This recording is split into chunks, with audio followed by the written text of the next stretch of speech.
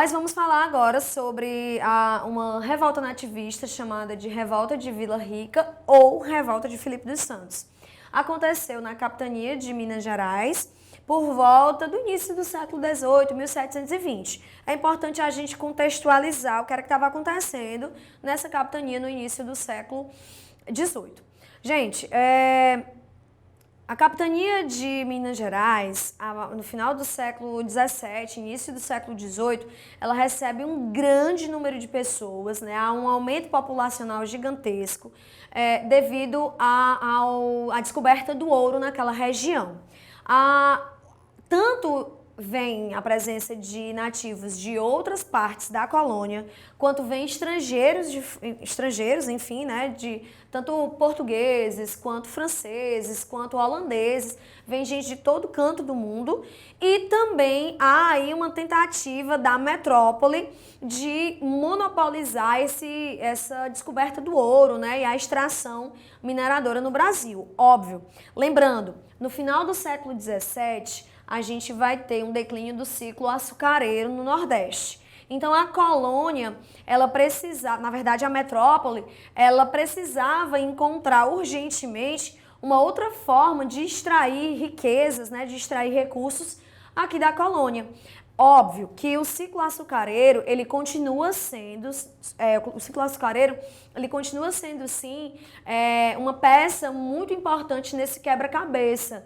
Continua sendo, sim, uma importante atividade comercial da colônia. No entanto, a descoberta do ouro, lembrando que na Europa, nesse período, vivia-se o mercantilismo, né? As práticas mercantilistas, que uma dessas práticas era o colonialismo e a busca por metais preciosos. Então, finalmente, é encontrado ouro nessa colônia portuguesa e é óbvio que a metrópole, ela precisava, ela queria e sentia a necessidade de administrar essa exploração.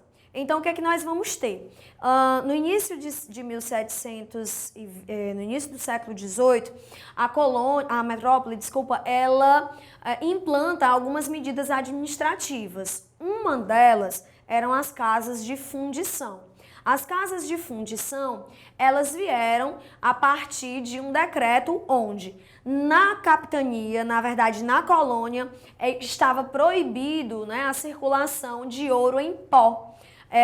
Todo o ouro que circulasse pela colônia, ele tinha que estar em barra e com um selo da coroa portuguesa. Esse processo, né, essa conversão do ouro em pó, né, para o ouro em barra com o selo da coroa, aconteceria justamente nas casas de fundição. Professora, mas qual é o problema? O problema, gente, é que a coroa portuguesa, ela sempre impôs pesados impostos para a colônia. E principalmente nesse período da mineração, onde o início do século XVIII, em Portugal, era acompanhado por alguns problemas econômicos gravíssimos, a metrópole, ela sentiu a necessidade de acochar, né? Ela sentiu a necessidade de apertar o cerco com relação à cobrança dos impostos. Então, nesse período da mineração, a gente teve a cobrança de muitos impostos. Eram impostos sobre cada cabeça de escravo que trabalhava na região das Minas Gerais. Era um imposto muito famoso chamado o quinto, né? Que era 20% de tudo que ia para as casas de fundição, era retirado ali mesmo e era deixado como um imposto para a metrópole portuguesa. Outra coisa também que a gente tinha era um pagamento fixo de 100 arrobas de ouro por ano na capitania de Minas Gerais. Então, pesava muito sobre os nativos, pesava muito sobre a galera que estava trabalhando ali em volta da exploração mineradora no Brasil, certo?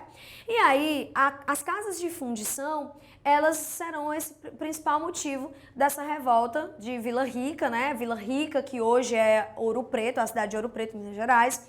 Na época, a Vila Rica, ela era um dos principais polos ali daquela região, né, daquela capitania. onde girava de fato, né, a economia mineradora.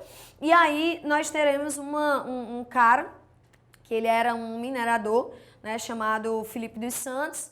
Ele era português e ele acaba encampando ali uma revolta contra os pesados impostos da coroa portuguesa. Filipe dos Santos lidera mais ou menos 2.000 revoltosos, entre eles latifundiários, mineradores e até pessoas, enfim, mais pobres, né, como escravos, enfim, pessoas mais simples, pequenos comerciantes, tá? Eles chegam até o governador de Minas Gerais, da região ali, né, da capitania de Minas Gerais. Esse governador, vendo, né, o tamanho, a proporção daquela revolta, não tinha como combater de maneira, né, violenta naquele momento. Ele acaba aceitando, né, supostamente aceitando as reivindicações dos revoltosos, como uma tentativa de acalmar os ânimos. No entanto, depois as tropas, né, os chamados dragões, eles foram reunidos e aí houve uma investida contra Filipe dos Santos, enfim, contra também todos os outros revoltosos, tá? A gente vai ter então uma série de prisões, uma série de condenações e o enforcamento de Filipe dos Santos, que foi quem liderou esse movimento, tá?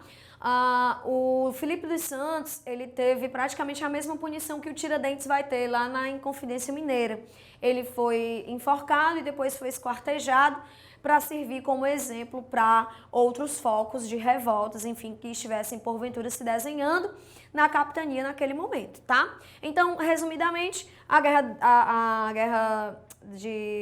revolta de Vila Rica ou a revolta de Filipe dos Santos, que aconteceu em 1720, foi por conta da implantação das casas de fundição, que significava a cobrança mais dura dos pesados impostos sobre os colonos, enfim, sobre as pessoas que estavam trabalhando em volta da exploração mineradora no Brasil, tá? Então é isso e até breve.